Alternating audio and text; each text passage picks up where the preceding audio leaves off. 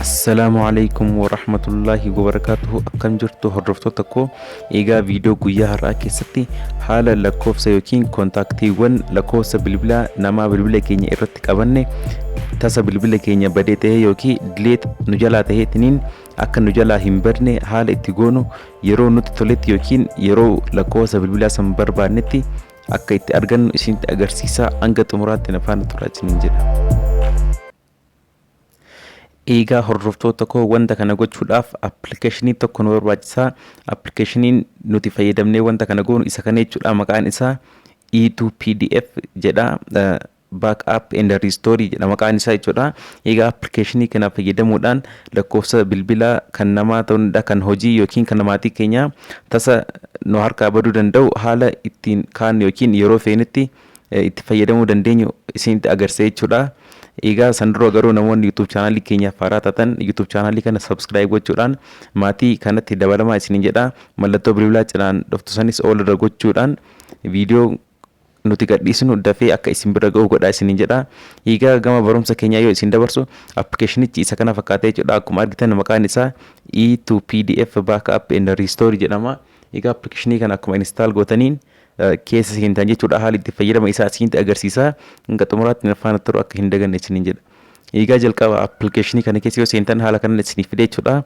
Egaa akkuma argitan waa'ee appilikeeshinii kana seerota isaa isinitti agarsiisa jechuudha. Isin wanta kana dubbistanii osoo dubbistanii gaarii isiniif ta'a. Egaa akkuma dubbistanii jala irratti isa mallattoo I have read and agree with terms of use jedhu kana si'a tokko booksisa yoo tuqxan haala kanaan wanta kana isiniif baasa. Proceed kan jedhu kana yoo tuqxan appilikeeshinichi isiniif baname jechuudha. Egaa akkuma argitan asitti haala lamaan nu fide yookiin filannoo lama nu fide isa faayila XML backup and restore fi PDF backup printable jedha. Egaa kan PDF isa lammaffaa kanatu irra waa wayyuuf isa lammaffaa kana osoo filattanii gaarii ta'a isin kan isinitti tole filadha. Egaa nama kan lammaffaa kana filadheen jira. Eegasii continue click to continue kan jedhu kana si'a tokko tuqa jechuudha. Egaa akkuma isa tuqeen haala kanaan naaf fide jechuudha. Filannoowwan hedduutu jira. Akkuma argitan appilikeeshiniin kun lakkoofsa bilbilaa qofa osoo hin taane miiseejii nama hojii waliif barreessine miiseejii dhimma hojii ta'uu danda'a. Wanta garaagaraa miiseejiiwwan baay'ee nu barbaachisan akkasumatti lakkoofsa seenaawwan yookiin hiistoorii bilbila nama hojii waliif bilbille wantoota hedduudha. Akkuma argitan call statistics daily wanta hedduudha. Isin as keessa kan feetan save godhachuu dandeessan amma kan kontaaktii isinitti agarsiisu yookiin lakkoofsa bilbila keenya irratti qabanne isinitti agarsiisuuf waan dhufeef isaan isinitti agarsiisa. Egaa isin kontaakt kan jedhu kana isa tokko tuqxanii egaa akkuma tuqxanii waan akkana isiniif fida kontaakt details isin jedha. Egaa appilikeeshiniin kun appilikeeshinii baay'ee salphaadha. Homaa wanti nama dhibu tokko iyyuu hin jiru. Egaa akkuma keessa seentaniin gubbaa irratti booksii lamaan kun banamuu akka hin daganne yookiin mallattoo cuquliisa isaa tuqamuu akka hin daganne jechuudha. Yoo tuqamuu baates akkanatti irra godhadhaa isiniin jedha. Egaa asitti enter output file name jedha. Egaa asitti maqaa faayila keessanii galchittan jechuudha. Mi'a nama fakkeenyaaf my contacts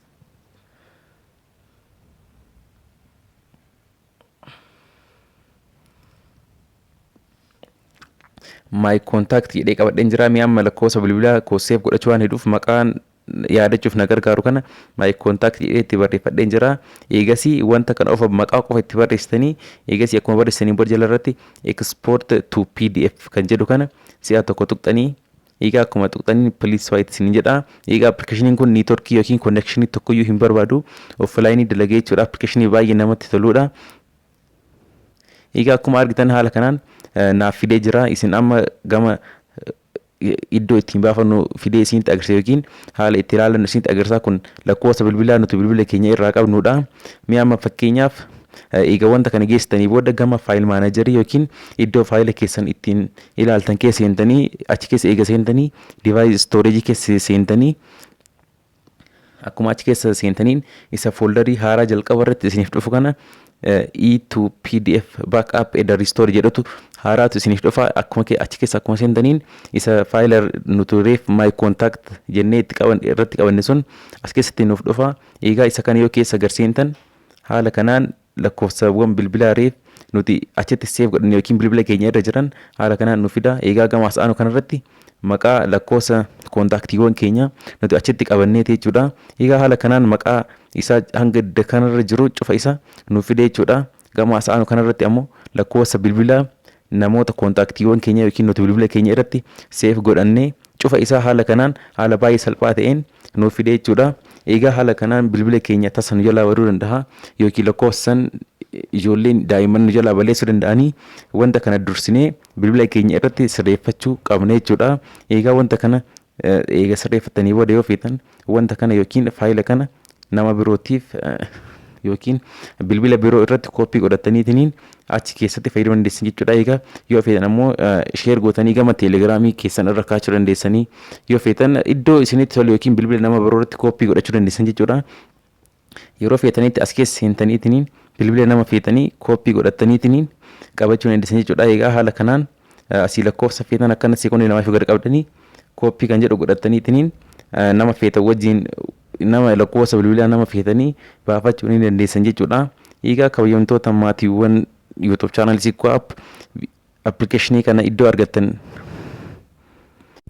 egaa application kana iddoon isin argattan Telegram channel koo irra isiniif ka'a. Egaa Telegram channel koo hundi keessanii kan beektan Telegram irra seentanii Zikoo app ittanii search gootan isa jalqaba irratti isiniif dhufu kana jechuudha.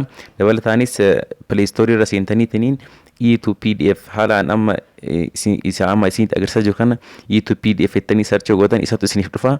Garuu Telegram channel koo irra seentanii achumaan join gootanii achirraa osoo buufattanii baay'ee isiniif gaarii ta'a. Wantoota hedduu achirratti waan gadi isiniif dhiisuuf isas join gootanii akka hordoftan isiniin jedha. Egaa kabajamtoota maatiiwwan YouTube channel Zikoo app viidiyoon guyyaa haaraa isinii qoodee dhufe isa kana ture. Amma namoonni YouTube channel kanaaf haaraa taatan subscribe gochuu akka hin daganne, namoonni viidiyoo kana haga ammaa osoo like hin godhin ilaalaa turtan like gochuudhaan na jajjabeessaa. Namoota jaalataniifis viidiyoo kana share gochuu akka hin daganne. Egaa kabajamtoota maatiiwwan YouTube channel Zikoo app hanga viidiyoo itti aanu walitti deebinutti nagaatti naaf tura. Bye bye.